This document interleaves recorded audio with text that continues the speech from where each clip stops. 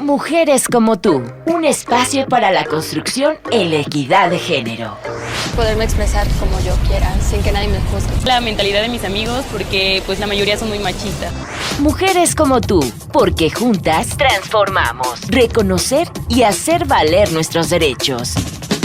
Mujeres como tú, una producción del Sistema Michoacano de Radio y Televisión para la Secretaría de Igualdad Sustantiva y Desarrollo de las Mujeres Michoacanas.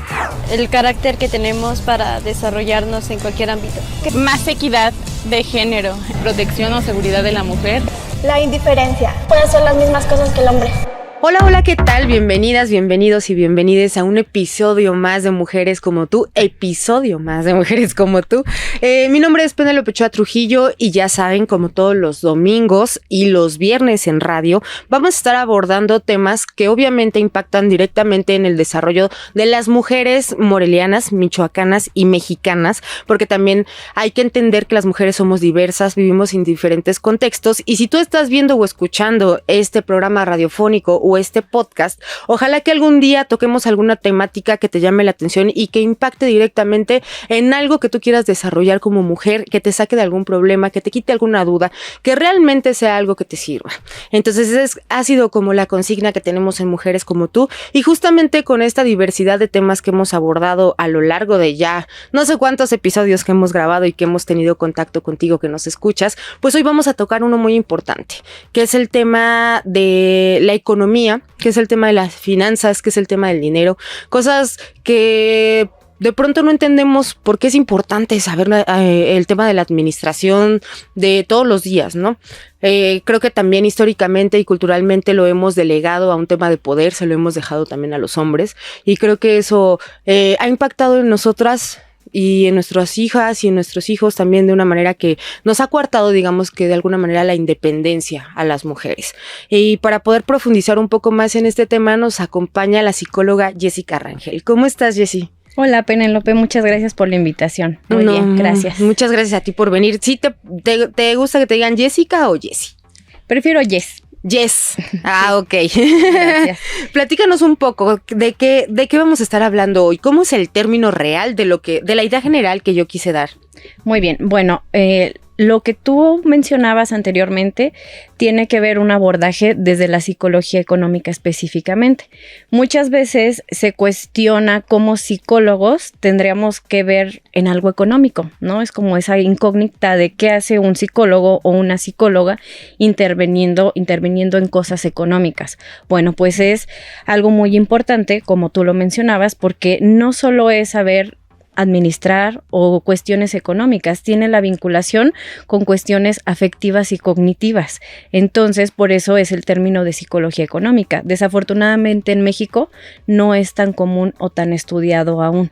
Sí, pero en otros países, como por ejemplo en Chile, tiene un impacto muy importante esta cuestión de la psicología económica. ¿Por qué? Porque se aborda desde que somos infantes y se busca que esté incluido en el currículum escolar de las escuelas, valga la redundancia. Ajá. ¿Para qué? Para que desde pequeñas y pequeños nosotros aprendamos a relacionarnos y a saber el significado que tiene el dinero.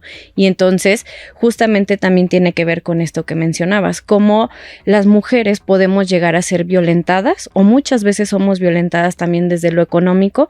¿Por qué? Porque no hay esta información o hay falta de acceso a este tipo de información de cómo las mujeres podemos llegar a tener una mejor administración de recursos o oportunidades en cuanto a la adquisición del dinero. A ver, explícame un poquito más, porque digo, me queda claro que es un tema justamente de poder tener el control, digamos, sano, financiero, equilibrado desde chiquitos y aprender, ¿no? A hacer este manejo. Pero me llama mucho la atención lo que dices, que este tema impacta directamente en lo psicológico y en lo cognitivo. ¿Cómo es esto? Bueno, pues supongamos, por ejemplo, ahorita la situación que está con la inflación, ¿no? O cuando pasó esta cuestión del COVID, que muchas personas se quedaron sin empleo. Todo eso tuvo un impacto en la salud emocional de las personas. Es decir, si tú no estás teniendo mínimo el ingreso básico para poder tener acceso a tus necesidades básicas, entonces, ¿qué secuelas va a empezar a haber? Uh-huh. Ansiedad, estrés, depresión. En una ocasión leía un artículo en el que en una crisis económica que hubo en España, la gente se comenzó hasta a suicidar por esta cuestión de no tener lo básico o la cuestión económica para simplemente acceder a salud, a vivienda, a vestimenta, a comida, y entonces por eso la importancia de estudiar o saber esta cuestión de la psicología económica, porque lo económico tiene un impacto en nuestra conducta, en nuestra salud mental, y viceversa, nuestras conductas tienen un impacto en las cuestiones económicas. Claro, y en la calidad de vida, ¿no? Por ejemplo, México es un país donde se mantienen unos sueldos muy bajos, ¿no? Por debajo de la media. El 80% de la población en nuestro país es de un nivel económico bajo, somos de un nivel económico bajo. Y bueno, negarlo tampoco nos hace como que crecer económicamente, ¿no? La verdad es que creo que ser conscientes de que los productos básicos que necesitamos en el día a día, por ejemplo, se encarecen y que los sueldos no suben es una constante, ¿no? Y es una preocupación sobre todo para aquellos que son cabeza de familia, que tienen hijos, que tienen familiares o adultos mayores a los cuales cuidan también. La dinámica se vuelve muy compleja cuando no puedes, digamos, que solventar las necesidades básicas de los que están a tu alrededor. Incluso esto nos podría llevar hasta el trabajo infantil. O sea, como no alcanza, muchas veces pues desde chiquitos los papás recurren a esto, ¿no? ¿Cuántos niños vemos en la calle vendiendo dulces, pidiendo dinero? Desgraciadamente se ha convertido el tema del dinero en una prioridad, la prioridad. O sea, y como tú dices, sí, impacta directamente en la salud mental, en la salud emocional, ¿no? Y nos ha llevado a cosas muy, muy graves. Aquí no te tienes que ir hasta España, ¿no? Aquí hay casos de familias que simplemente no tienen para comer y van perdiendo a algún miembro de la familia por eso, por no tener dinero para atención médica, o cuántos niños no están en la escuela justamente porque no pueden pagar el ingreso, los útiles, los materiales y esto. Y justo hablando como de las infancias, es difícil hablar de temas de dinero para nosotros como adultos entenderlo, ¿no? Y el abordaje de los niños me imagino que debe ser todavía más complejo. Fíjate que no, Penélope. ¿No? Yo afortunadamente tengo experiencia desde la licenciatura y en mi trabajo de maestría en el trabajo con niños, y yo encontré que al contrario, a ellos les llama la atención este tema del dinero. Y entonces, por eso el énfasis en la cuestión de enseñarles desde pequeñitos, porque si te fijas, ellos desde, no sé, a lo mejor 3, 4 años ya te piden dinero. A lo mejor no tienen bien el significado del dinero, pero saben que si les das dinero pueden ir a comprar dulces, ¿no? O hasta el pago en la combi, ¿no? Yo doy dinero y hasta me dan cambio. Y entonces los niños sí es un tema que les llame la atención, fue lo que yo encontré en mis investigaciones. Recuerdo mucho una niña que me impactó su testimonio, porque hacíamos una dinámica en el salón de clases y venía la pregunta de ¿qué significa el dinero? ¿Para qué sirve el dinero? Y entonces esta pequeñita iba en 6º grado, me decía que el dinero puede ser malo. Entonces yo le decía que ¿por qué el dinero podía ser malo? Y ella me decía que porque el dinero sirve para hasta matar personas, para secuestrar, y lo haces por dinero. O que decía que el aguacate, mencionaba ella misma el aguacate, que como decían que era el oro verde, también era malo. ¿Por qué? Porque destruías el planeta y la tierra al estar deforestando. Y eso me lo comentó una niña de 6º año. Y entonces tú te quedarás como una niña puede saber eso. Y es esta parte de nosotros como adultos también escucharlos más, involucrarnos más con ellos en esta cuestión de la economía. Pero si nosotros como adultos no tenemos las herramientas, ¿cómo esperamos poderles enseñar a ellos esta cuestión? ¿No? Entonces ahí es la importancia de que nosotros mismos como adultos también nos empecemos a involucrar en este tipo de temas. Y como cuestiones básicas, no cuestiones de bolsa a lo mejor o de inversión, sino saber ahorrar, cómo administras tu dinero, esta cuestión de un presupuesto, qué tanto hacemos un presupuesto, o si vamos al súper con una lista o lo primero que se nos atraviese, o esta cuestión de comparar precios, o hasta esta parte de qué impacto tiene mi consumo, no solo en mi familia y no solo en mi bolsillo, sino en mi tiempo y en el planeta. O sea, cómo mi basura va a generar un desecho y cuánto tiempo va a tardar ese desecho. O sea, esta cuestión de la psicología económica también aborda este tipo de temas, ser como ciudadanos, ¿no? Ciudadanos económicamente también responsables, sobre todo porque si te fijas, vivimos en una sociedad consumista. Claro, por supuesto, el capitalismo nos ha contaminado desde hace muchísimo tiempo, ¿no? Así es, y desde niñas, las niñas somos más consumistas. O sea, tiene un impacto más grande el consumismo en las niñas que los niños, eso también se ha encontrado. Y si te fijas de adultas también, ¿cómo está el mercado dirigido más a nosotras como mujeres? Productos de belleza, esta cuestión de ropa, el fast fashion, ¿no? De que estás por temporadas. Entonces, todo eso tiene un impacto y tiene que ver, si te fijas, con psicología económica. Porque tiene que ver con cómo significo el dinero, cómo lo entiendo, cómo lo administro, cómo tiene que ver en mis emociones. Porque hasta gente que o está triste y se va de compras. Claro, las compras existenciales le dicen por ahí, ¿no? Así de... Fíjate que hay un fenómeno muy interesante desde hace unos años para acá que, bueno, lo vivimos aquí nos está acompañando Marlene, que ha afectado a muchas, a muchos, a todas y a todos, yo creo, las compras en línea. Estas aplicaciones que nos están invadiendo y bombardeando últimamente con muchísimos temas de mercadotecnia, con costos de productos que seguramente no son de la mejor calidad y seguramente... a pesar de que tienen un costo bajo, implican una facilidad y un acceso tan... O sea, está al alcance de tu mano poder descargar una aplicación, ver algo que te gusta y poner comprar. Y ya de paso, como ya vas a pedir, ya no compras una cosa que querías, entonces te obligan, digamos, si te llevas 3 productos, te regalamos el envío y esas cosas, ¿no? Y es como un círculo vicioso inconsciente al final de cuentas de estar comprando cosas que no necesitamos, que seguramente no vamos a necesitar, o sea, nos despiertan una necesidad y un gasto que aunque para algunos no impacte de una manera como muy agresiva en nuestras finanzas, de cualquier manera es como ese gasto hormiga, ¿no? Que tal vez podrías estar haciendo un ahorro con eso. Claro, y aquí viene también esta cuestión, justamente lo que te decía, por ejemplo, impacta la autoestima.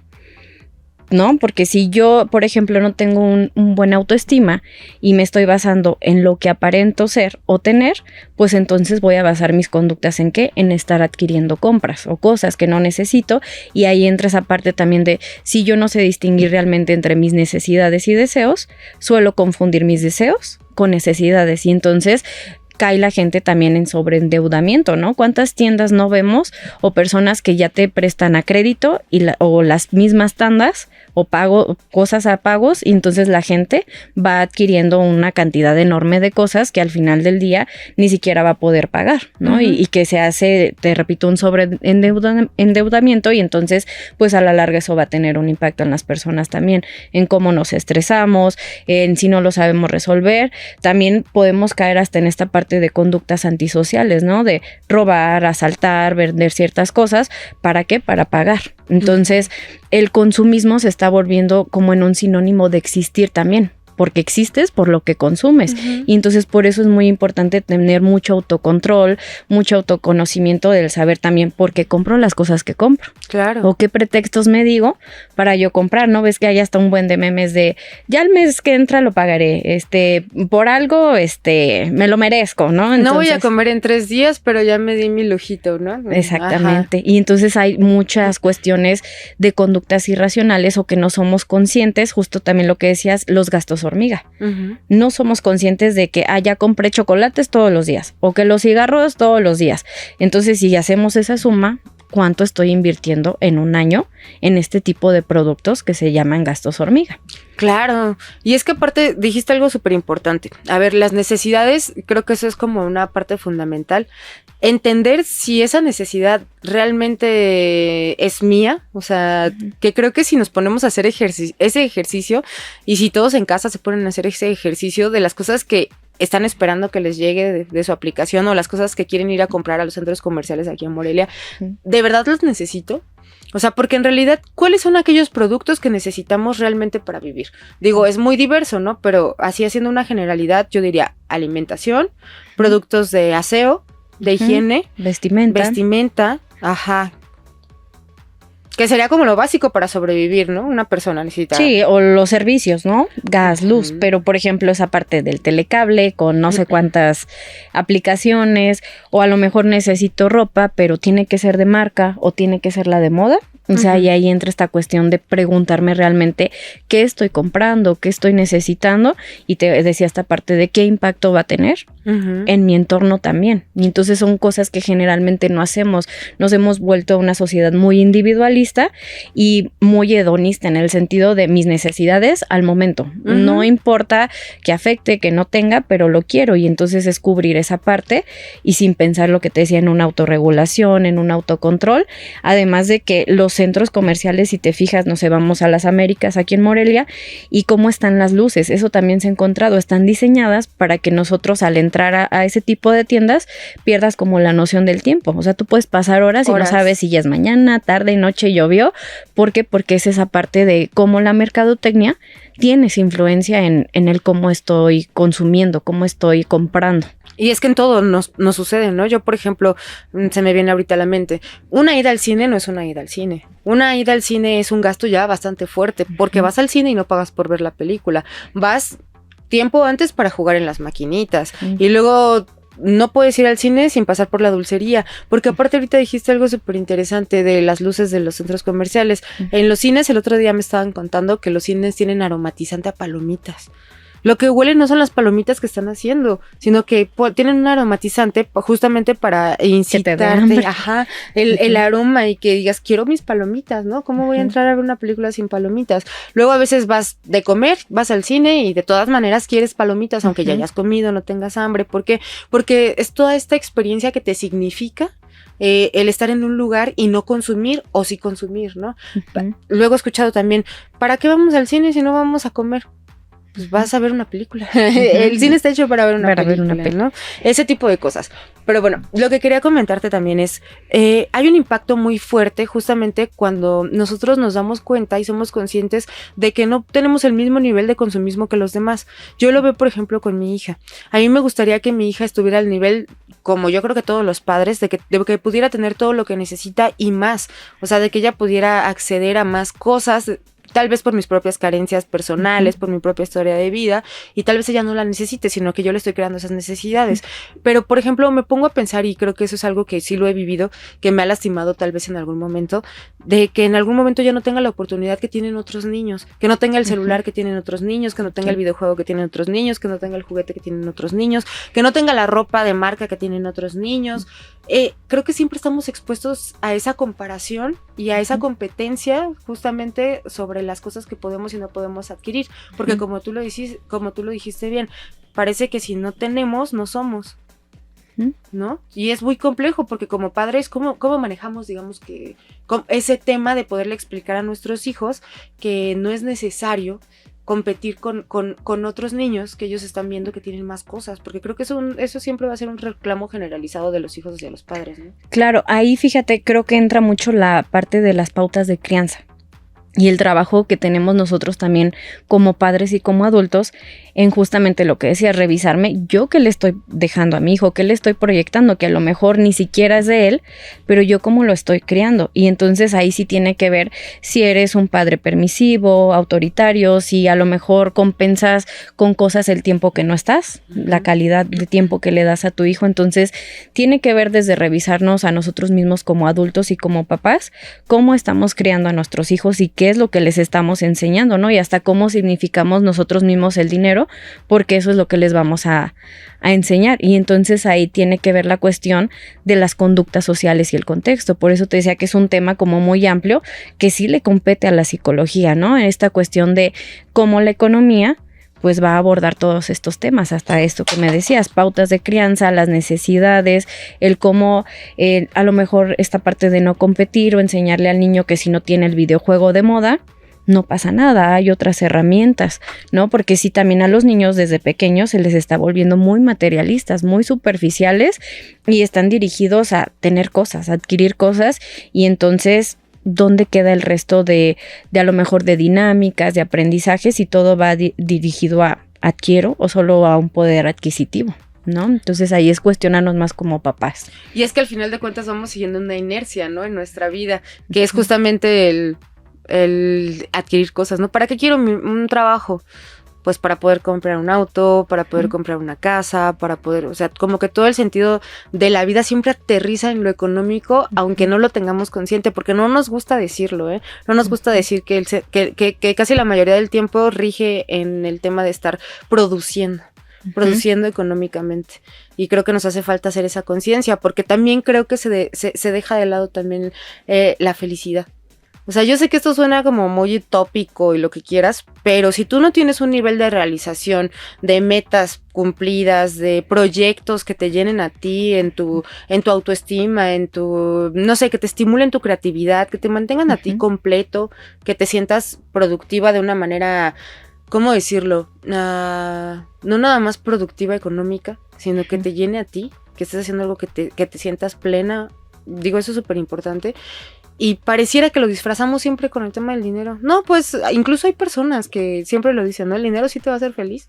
Sí, el dinero es felicidad, ¿no? Sí. Y ahí más bien es justo lo que dices, resignificar el significado que le estamos dando al dinero. Es decir, claro que es importante porque influye en tu calidad de vida, y lo mencionábamos, en tu salud emocional.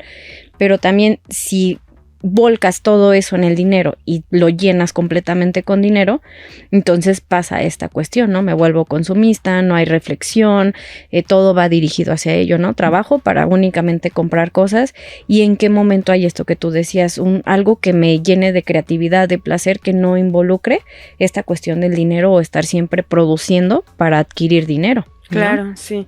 Oye, Jess, ¿y cómo es justamente cómo se aplica la psicología económica? ¿Cómo es o sea, yo soy una persona interesada en la psicología económica. Tú eres una psicóloga que aplica la psicología económica. ¿Cómo puedo acceder a tus servicios y cómo funciona? ¿Cómo es la dinámica? Bueno, yo tengo talleres dirigidos a niños y pronto ofreceré uno para adultos, justamente en el que se aborda esta cuestión de la educación financiera para la vida, o que tiene que ver con estas cuestiones básicas, pero van desde tu historia con el dinero, cómo lo significas, cómo lo administras, es decir, involucra cuestiones cognitivas, afectivas y también conceptuales, para que tú puedas entender y tener o empezar a desarrollar herramientas que te permitan administrar mejor esta cuestión.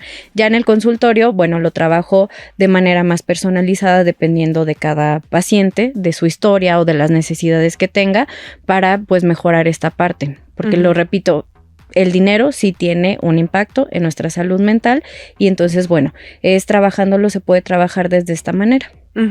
¿Cómo qué herramientas son las que desarrollan en los niños, digamos, al poder ir a tener acceso a tu taller?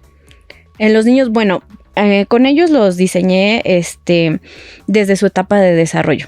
Yo lo diseñé principalmente para niños de 5º a 6º grado ahorita, y me basé en libros de texto, de hecho, de la SEP, para ver cómo se podía abordar este contenido para que fuera más accesible y entendible para ellos. Y te decía que encontré que si les gusta, les llama la atención, y ellos ya tienen mucha información previa de lo que aprenden en casa. Es decir, hay una cuestión de socialización económica muy importante en casa, y es nada más reforzarlo o brindarle otro tipo de herramientas, y eso se hace mediante juegos, actividades que a ellos les permitan justamente desarrollar su creatividad o estar activos.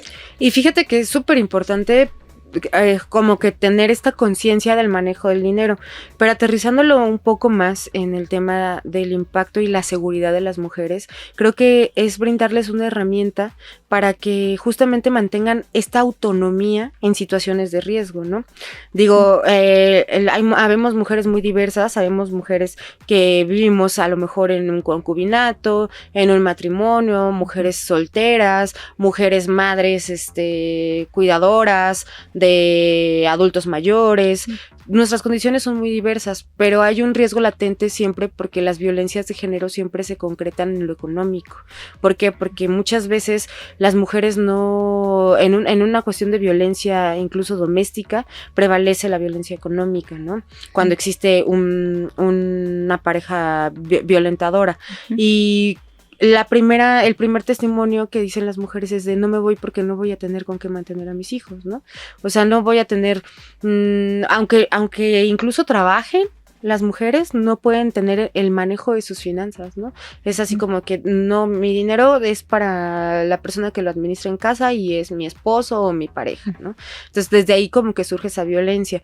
Y independientemente de eso, el tema de tener la conciencia de que el dinero es importante, porque luego lo romantizamos, ¿sabes? A veces hay parejas que dicen, no, mi dinero es compartido, ¿no? Y el dinero es para los dos, y no te das cuenta cómo poco a poco vas cayendo en una trampa justamente financiera, digámoslo de alguna manera, en donde ya no saben si pueden o no pueden gastar su dinero. No hay una autonomía económica y eso va sesgando mucho, ¿no? Entonces creo que el tema de tener una conciencia de que el dinero es algo que necesitamos las mujeres para sobrevivir, para tener seguridad y sobre todo el hecho de ser administradas porque somos autónomas. Siempre nos enseñaron que íbamos a vivir en par, que teníamos que buscar ese par que nos complementara y nos va a acompañar toda la vida. No haber mujeres dentro de todas las conquistas que debemos hacer, también debemos hacer esta conquista financiera porque eso nos va a dar seguridad.